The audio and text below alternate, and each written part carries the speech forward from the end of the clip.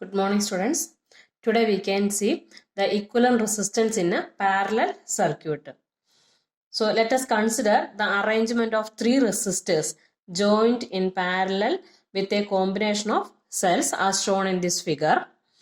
Resistors R1, R2 and R3 connected in parallel and connected with cell, ammeter and voltmeter.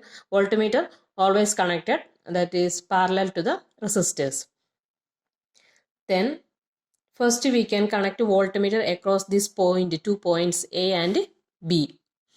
Then switch on the key. Then current passes through the circuit. Then at time note the voltmeter reading and ammeter reading. Okay. Then after change the settings. Like this, the voltmeter and ammeter we can connect separately across each resistors.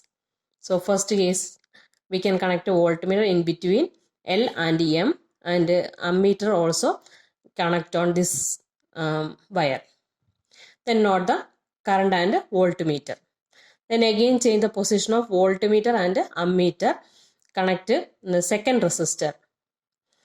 Voltmeter we can connect between P and Q, and ammeter we can connect here. Then also note the voltmeter reading and ammeter reading. Then again change the position between S and T, the voltmeter between S and T, and on this line separate circuit. No, this, so there we can connect ammeter. Then all these three cases we can notice that voltmeter that remains same, but ammeter reading that is changing, means current it is different for each circuit. Current it is different for each circuit. So current we can take as I1, I2 and I3. The potential difference it is same, so that is V only. Then so we can find out the total current in the circuit. Okay.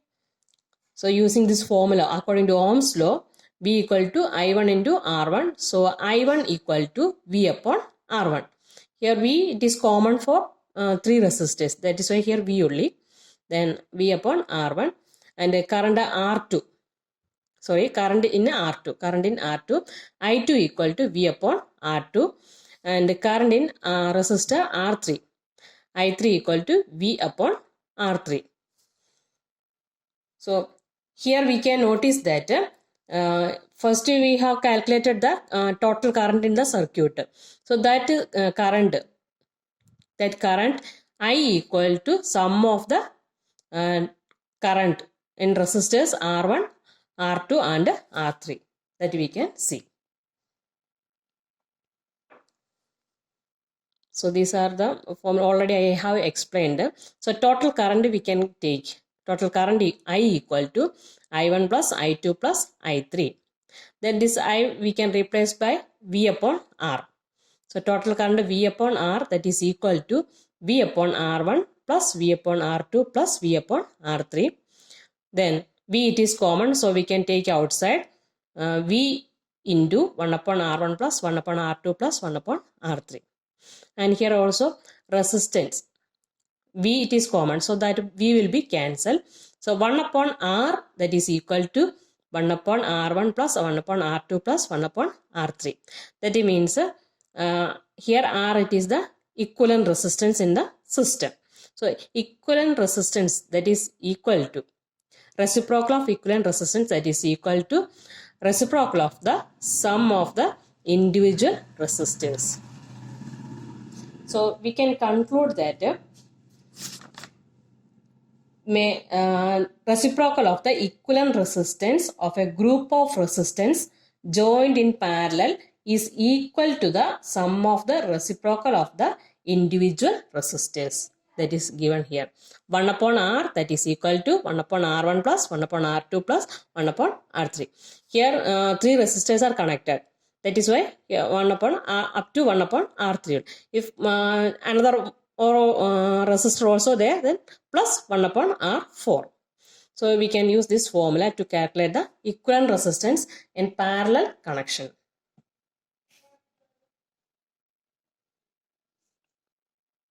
Next, we can see the example given in the book, example 12.8. In the circuit diagram, suppose the resistors R1, R2, R3 have values 5 ohm, 10 ohm and 30 ohm respectively, which have been connected to battery of 12 volt.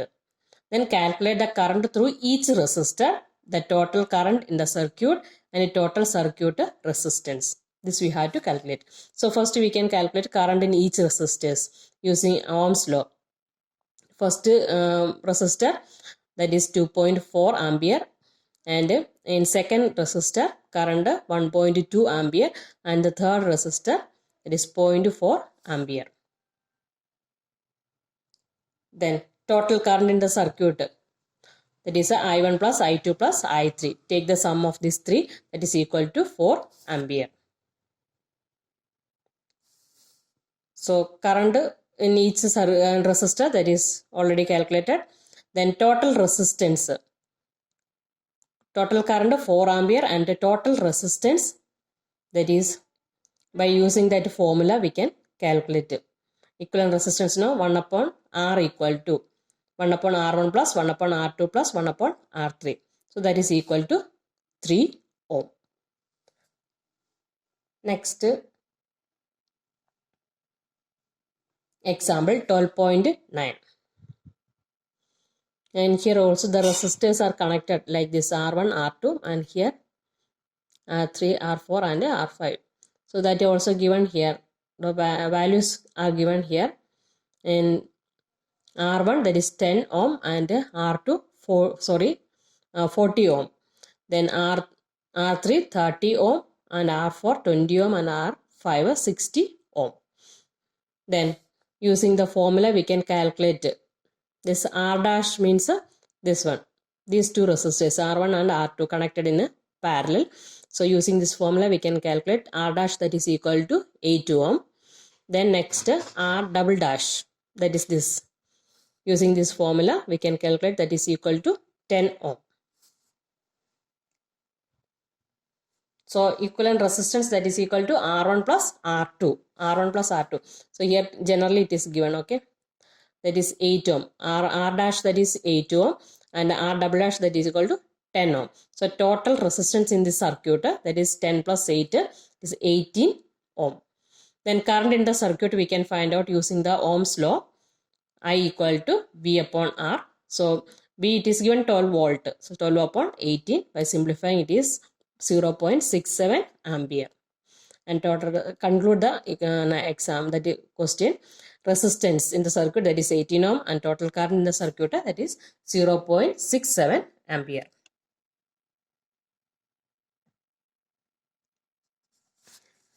And we have seen both connections, series connections and parallel connections we have seen. But in series circuit, there are some disadvantages. Since the current is constant in series circuit, we have seen that in series circuit current it is remain same.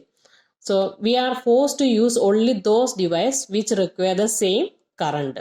At home we are using several gadgets or home appliances. So that home appliances need different amount of current. If we will use their series connection, we can't operate all the devices in the series circuit. Okay, that is one disadvantage. And if any part of series circuit should burn out, it would cause an open circuit and put the entire circuit current out of operation. That means all the resistors are connected in series. So if any one is damaged, then that will break the circuit. So other appliances can't work properly. Like fairy lights, we are using for the decoration. So any one of the bulb, if it is fused, then that full fairy lights, that will stop the working. After changing that bulb only, we can use that fairy light. So that also another disadvantage.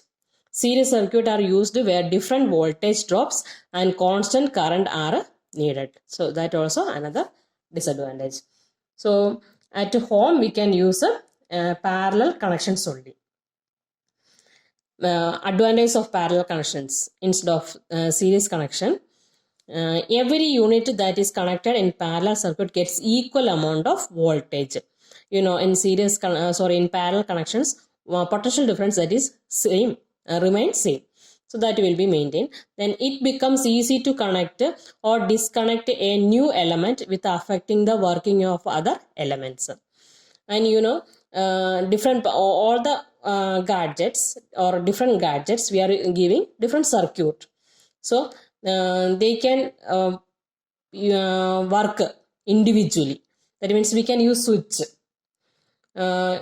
If a fan it is working, then we can switch on, and at the same time we can switch off any other appliances. So individually we can work, we can use that appliances. And if any fault happen to the circuit, then also the current is able to pass through the circuit through the different paths. That also same meaning. Different paths we are using for different gadgets. So if anyone is fault, any line having fault, then that circuit will be closed, but other all circuit that passes the current. So other appliances or gadgets can work properly. So these are the advantages of parallel circuit. And today I have completed up to page number 215. After reading the portion, if you have any doubt, you may ask.